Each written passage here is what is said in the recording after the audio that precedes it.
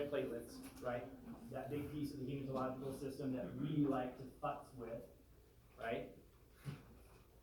So heparin, low molecular weight heparins, things like that. So we started to talk about, and I think I mentioned it a little bit. I'm going to draw my little picture over here. So here's a vein. Okay. Here's our cells.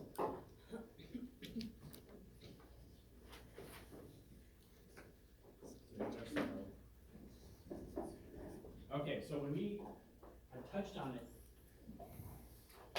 last, do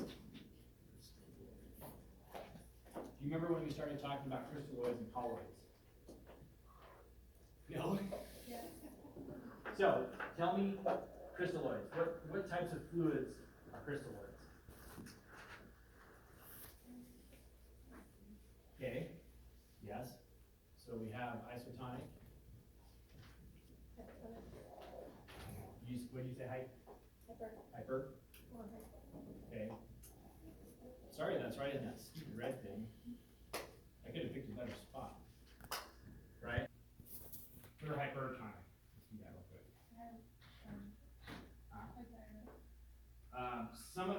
Some yes are hypertonic, like mannitol.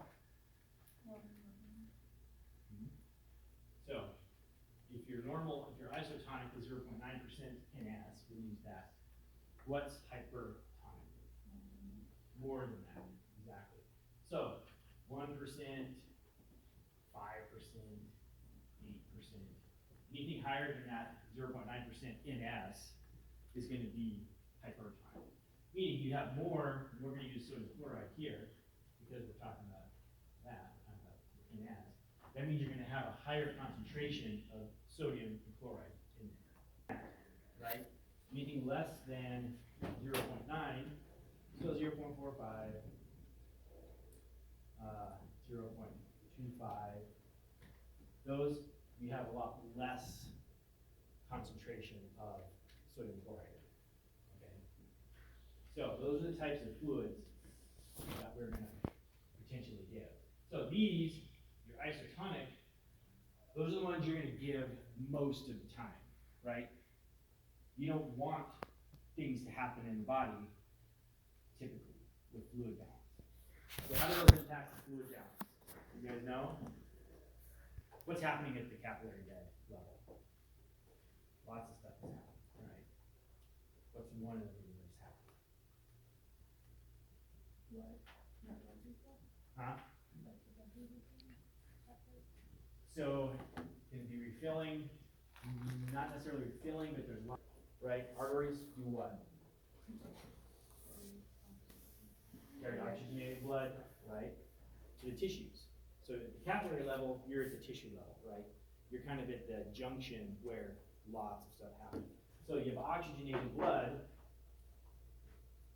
goes down, and it exchanges with the unoxygenated blood, right, at the capillary level. Because that's where all the cellular activity happens, that's where you use all the nutrients, that's where you start producing your CO2, the lactic acid, if you're using up all your storage. And there's an exchange between this area at that capillary level with the vasculature. Okay? So you have a lot of things happening here.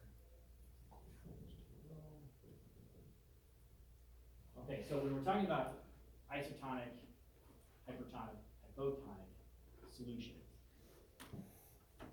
think about putting it in somebody's vein, right? You have an IV, you're giving somebody an isotonic solution, so you're giving somebody NS. That solution makes its way all the way down to the tissue level, right? It's being carried through the circulatory system. Here, you have, in each cell, you have electrolytes, you have both positive and negative, so there's a balance. Outside, you also have, in this interstitial space, you have things happening. You have electrolytes, all of these interact, okay? So let's say you put a isotonic solution in here, isotonic, big concentration differences, okay? You have all this balance of concentrations here. You put this isotonic solution, which is a balanced solution, into your vessel. What's going to happen here? hopefully not a whole lot, right? You're gonna have, and see how I've got these little can move is water, okay? Water is a big piece of this system. So, you have an isotonic solution, plus you have water coming in and out of cells, this whole area is interacting, okay? You put in an isotonic solution, it's still gonna stay balanced, right? Your water is not gonna necessarily move in and out. And really, when you think of this, whatever's happening in this vessel is happening out into here, okay? And then this is its own little beast, you've got your little cells. So, your cells are gonna interact with its surrounding. Okay? So, let's say we do hypertonic solution. So let's say we're using 5% NS. So, what's happening here? Problem with that. But think your whole body, because think that this is your whole body system. So you're trying to fix edema. You could dehydrate them, right? Remember, it's balanced. And so if you're pooling a whole bunch of water, because that's really the only thing we can fess with in this case, you're pooling a whole bunch and you keep that 5%, right? And so you can go the other way. So when you're giving anything other than isotonic solutions, be very careful. Because that shift happens fast. And if you're not watching it, you can shift them way too much the other direction. Okay? But does that make sense why you're going to pull fluid from out here, the interstitium? And does it make sense why your cells are interacting out here? Your cells, if you cool that water too much, what's going to happen to your cell? It's going to shrivel up. It's going to go the opposite. You dumped a whole bunch of fluid into the vasculature because that's what you wanted it to do. You said, hey, let's pull all that fluid. That could be anywhere, not just in the brain. Pulled it into your vasculature, that's got to go somewhere, right? Now your intravascular fluid is increased. Have a whole bunch of fluid now in your vessels, right? Into your cardiac output. You increase that volume, increase that preload, because you can increase the volume a lot. Hypertension would be one. What else is a sign of fluid overload? Let's see, would you see increased heart rate?